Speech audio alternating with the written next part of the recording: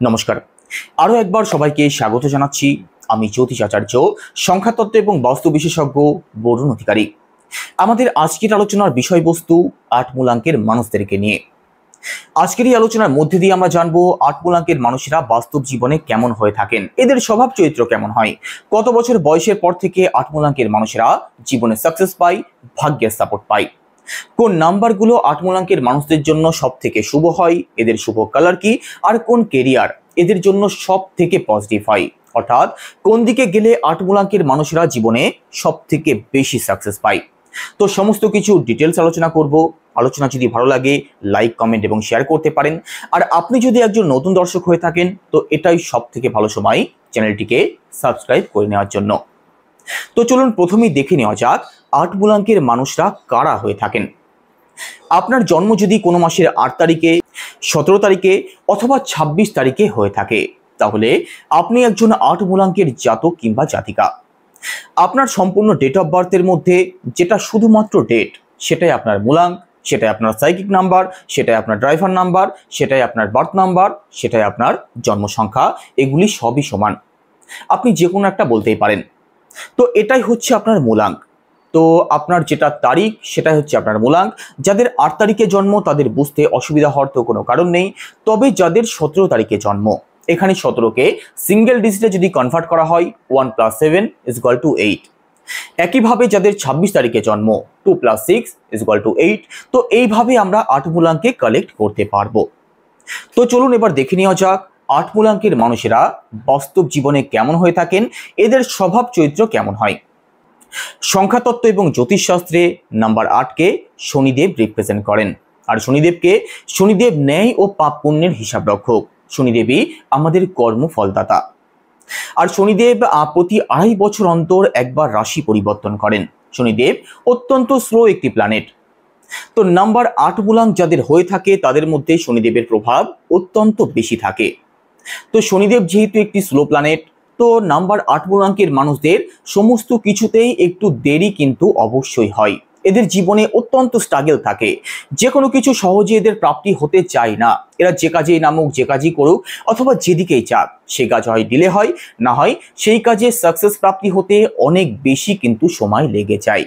কারণ শনিদেব যেহেতু একটি স্লো প্ল্যানেট, স্লো মুভ করেন, তাই শনিদেবের ফলগুলো স্লো অবশ্যই প্রাপ্তি হয়। যে কোনো দিক থেকে এদের জীবনে স্ট্রাগল থাকে। অনেক সময় এদের মনে হতে পারে ভাগ্য আমাদের সহায় নেই, ভাগ্যের সহায়তা থেকে আমরা সম্পূর্ণভাবে বঞ্চিত। আর সহজে যেহেতু সফলতা আসে না, তাই ৮ মূলাঙ্কের মানুষদের অনেক ক্ষেত্রেই মনে হয়, অনেক ক্ষেত্রেই এরা ডিমোটিভেট হয়ে যায়, অনেক ক্ষেত্রে ভাগ্যের সাপোর্ট নেই মনে করে, অনেক ক্ষেত্রেই এদের মধ্যে কিন্তু লেজিনেস লক্ষ্য করা যায়।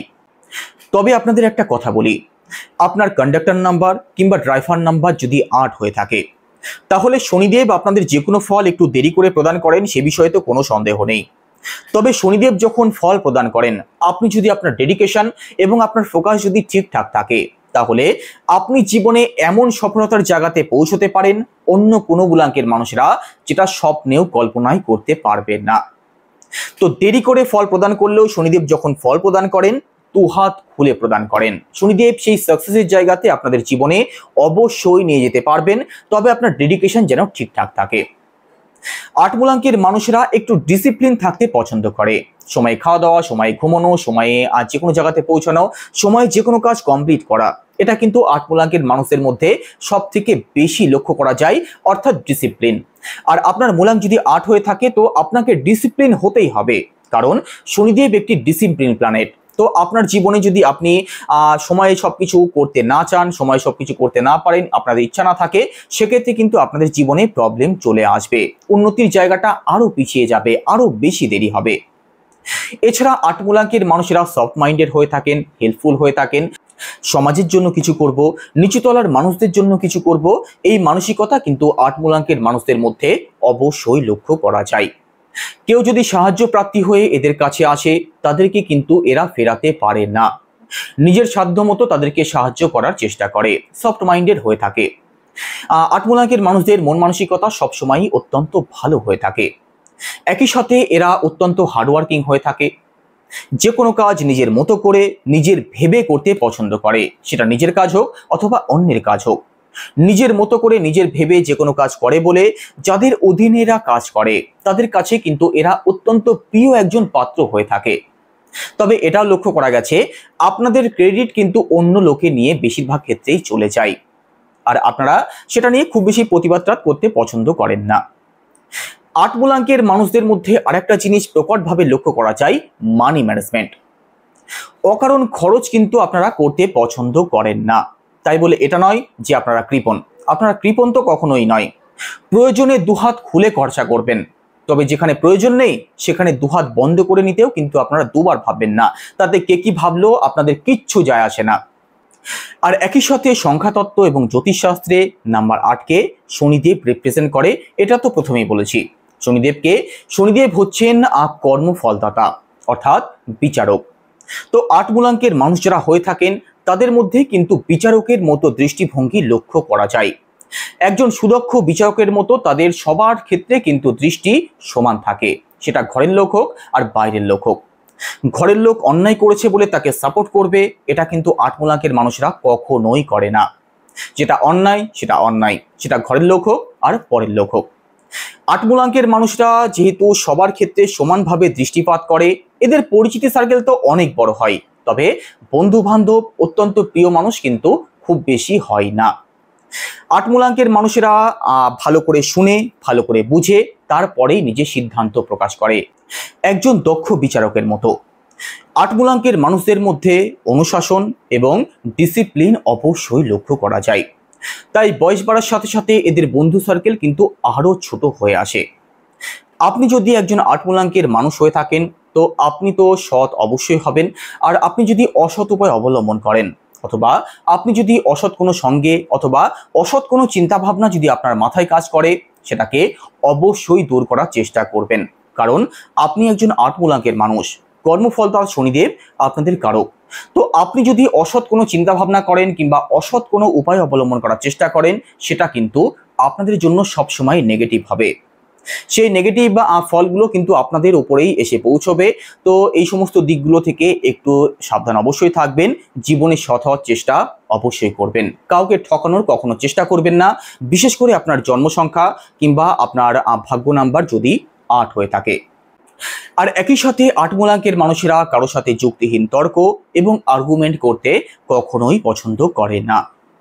উন্নতির কথা যদি বলা হয় তো 29 বছর বয়সের পর থেকেই 8 মূলাঙ্কের মানুষদের জীবনে একটা পরিবর্তন আসতে লক্ষ্য করা যায়। কেরিয়ারের কথা যদি বলা হয় তো 8 মূলাঙ্কের মানুষদের সব থেকে পজিটিভ যে কেরিয়ার থাকে, এখানে মানি ম্যানেজমেন্ট সংক্রান্ত কোনো কাজ 8 মূলাঙ্কের মানুষদের জন্য সব থেকে শুভ হয়ে থাকে। 8 মূলাঙ্কের মানুষদের মধ্যে যেগুলো সব থেকে ভালো হয় তার মধ্যে account manager, charter account, fund manager, wealth manager, এখানে আপনার পোর্টফোলিও ম্যানেজার, এই সমস্ত দিকগুলো কিন্তু অত্যন্ত পজিটিভ হয়ে থাকে। আর একই সাথে এখানে কনস্ট্রাকশন সংক্রান্ত কোনো কাজ, রিয়েল এস্টেট, প্রমোটিং অথবা আইন সংক্রান্ত কোনো কাজ, জমি সংক্রান্ত কোনো কাজ, এগুলো কিন্তু 8 মূলাঙ্কের মানুষদের জন্য অবশ্যই পজিটিভ হয়ে থাকে। এই সমস্ত দিকে যদি 8 মূলাঙ্কের মানুষেরা এগিয়ে যায় তো জীবনে সাকসেস তো অবশ্যই পায়। এবার 8 মূলাঙ্কের মানুষদের সব থেকে শুভ আর সব থেকে অশুভ নাম্বারের কথা যদি বলা হয়, সেক্ষেত্রে সব থেকে শুভ নাম্বার থাকবে 3, 5 এবং 6। 3, 5 এবং 6 এই নাম্বারগুলো আপনাদের জন্য সব থেকে শুভ।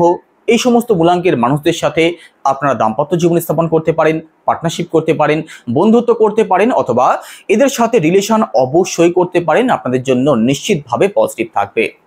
আর সব থেকে খারাপ সংখ্যাগুলি কি কি? 7 এবং 1। 7 এবং 1 কিন্তু আপনাদের জন্য কখনোই শুভ না। আপনারা যদি পার্টনারশিপ করতে চান কিংবা দাম্পত্য জীবন স্থাপন করতে চান, সেক্ষেত্রে 7 এবং 1 আপনাদের জন্য মোটেই শুভ নাম্বার নয়। শুভ কালারের কথা যদি বলা হয় তো শনিদেবের কালার, সেটা কি কি? ডিপ নীল এবং ডিপ ব্লু আপনাদের জন্য সব থেকে শুভ কালার হয়ে থাকে।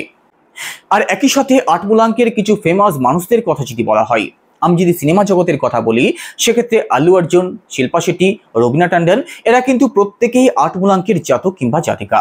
আমি যদি রাজনীতি জগতের কথা বলি, আমাদের বর্তমান প্রাইম মিনিস্টার শ্রী নরেন্দ্র দামোদর দাস মোদিও কিন্তু 8 মূলাঙ্কের জাতক। আমাদের প্রাক্তন প্রধানমন্ত্রী ডক্টর মনমোহন সিংও কিন্তু 8 মূলাঙ্কের জাতক। আর একই সাথে খেলাধুলা জগতের কথা যদি বলা হয় সেক্ষেত্রে সৌরভ গাঙ্গুলি, অনিল কুম্বলে, এবি ডিভিলিয়ার্স এরা কিন্তু কৃতিত্বের অধিকারী হয়ে আছে। আর এটাও কিন্তু ৮ মূলাঙ্কের জাতক কিংবা জাতিকা। এবার আপনারাই ভেবেচিন্তে বলুন, এদের কাঁধে কাঁধ মেলানোর ক্ষমতা কি কারোর আছে? এরা জীবনে যে সাকসেস পেয়ে গেছে, এদের কিন্তু সাকসেস, এদের পেছন ধাওয়া করার ক্ষমতা খুব কম মানুষদেরই রয়েছে।